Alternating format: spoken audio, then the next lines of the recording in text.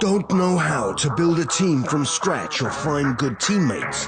DreamTeam.gg, the ultimate team building platform. Get on fast track to advance from novice to amateur and, if desired, to professional gamer. Join DreamTeam.gg today. Hello everybody, welcome back to another episode of CSK News. Let's hop into our first story though, all about invalid gaming licenses. For all of you guys who do not know what a gaming license is, of course we have esports and regular sports. We have websites that actually have betting or gambling around those sports. That's what a gaming site is. So a gaming site and a gaming license can pertain to anything in esports that is match betting or gambling related, as well as any other sports out there. There's a lot of websites who are technically gaming sites, but I'm referring to actually both a CSGO betting and a CSGO gambling site who apparently have inadequate and invalid gambling licenses or gaming licenses for their actual websites. Now, I'll talk about these two in a bit. I also do want to talk about Caraco Gaming. If you guys have not heard about them, they're actually a company and distributor of these gaming licenses, and they also do a laundry list of services like consulting as well as infrastructure help for all esports gaming sites out there. They also keep a long list of sites who have invalid gaming licenses, and on those lists, guys, we actually found a big CSGO gambling site and also a huge CSGO betting site, and I will list them right now, guys. The first one is actually gamdom.com, as you guys can see on screen. Alongside that, also thunderpick.com. It's kind of funny, I was going to work with Gamdom in the future, and I've actually worked with Thunderpick in the past, so I do want to clarify, guys, these two companies may not know that allegedly their gaming licenses are actually invalid or maybe fraudulent. So I do want to actually warn them. I'll reach out to them in the future as well if they actually watch this video. According to Caraco Gaming, a pretty well-known company and website out there, these are actually been listed websites as scam sites. They're not guaranteed to be scam sites, so guys, I'm not saying that at all, but their gaming licenses are invalid according to Caraco Gaming. As you guys can also see, if you go to both Thunderpick and Gamdom.com, you actually go down below, scroll all the way down to their terms and services. You can actually match up their gaming license, the number and the mix of numbers and letters there, and actually go, of course, back to the Caraco Gaming list, and you guys can see they actually list it via the type of license you actually have or qualified for, and you guys can actually see they do line up there as scam websites. Again, both these websites, and from what I know, guys, are not scam websites at all, but quick warning to all of you guys out there, they do actually not have a valid license according to a very well-known company known as Caraco Gaming. So just be a bit wary going forward. Those two sites are actually on there. I don't think they're scam sites, but just clarify, there are several gambling sites out there as well on top of this that have invalid gaming licenses that might think they have the correct one, and they don't. And also in very big but short news from Navi Gaming, guys, according to Fish, a good friend of mine on Twitter, also the CIS leaker out there in the scene, all the good secrets in the CIS scene seem to go through him first. I'll actually link his Twitter down below, guys. Apparently, according to him, Navi Gaming or Natus Events here will not be making any roster changes for at least 6 months or until after the next major. That will be the Face It major starting September 20th through the 23rd, and of course Navi will be there. So according to him, guys, that team, that roster, of course, with our newest member Electronic from Flipside, will stick together, and despite recent success as well at both Star Series and IM Katowice, probably a good call here, but it's also very interesting to see the next 6 months how good these guys can develop as a team, and of course notoriously being known as still one of the solid core teams out there with some solid power, but it's never been able to actually put that power to good use. So I cannot wait to see how good these guys get over this next 6 months, and they will stay with this core four-man roster plus, of course, Electronic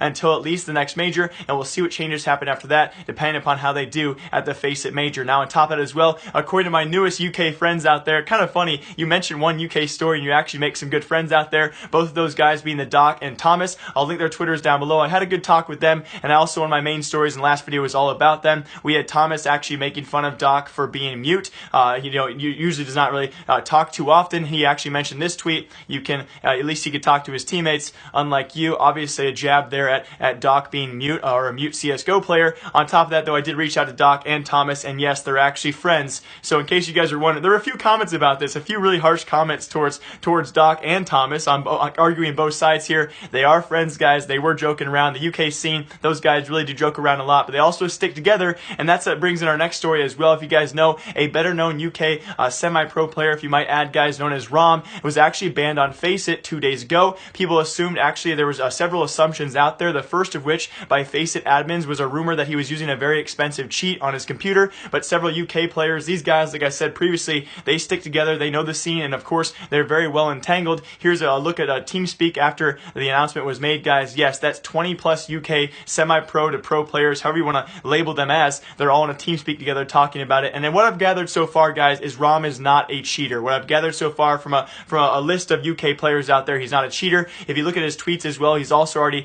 suggested to investigate the case himself. They've also told him it will be a matter of weeks before they get back to him. But assuming at how blatantly open he's been about this, guys, I do not think he's cheating. If you guys, I'll link his Twitter down below as well. He actually has done a lot of evidence himself, posting a big scan of his computer, having no other devices out there or no other programs that could have activated this ban on Faceit. So I'm pretty sure the guy is actually going to be set free in a matter of weeks. It does kind of suck though. Faceit, of course, that investigation lasting so long, you'd think the investigation would last a couple of days. It could last up to 4 weeks. So apparently Rom has been banned for cheating. I don't think he's a cheater though. So UKCS, you can still be proud of yourself. And also in very big CSGO news, guys, coming up here very shortly next week or so, we will have WESG in their finals. If you guys do not know about WESG, every single year a $1.5 million prize pool, so making it definitely one of the higher prize pools, if not the highest prize pool we see every single year in CSGO. And also it's kind of unique as well because of course it is Chinese hosted, and that does mean we're going to see a long range of really weird teams out there, a long string of teams.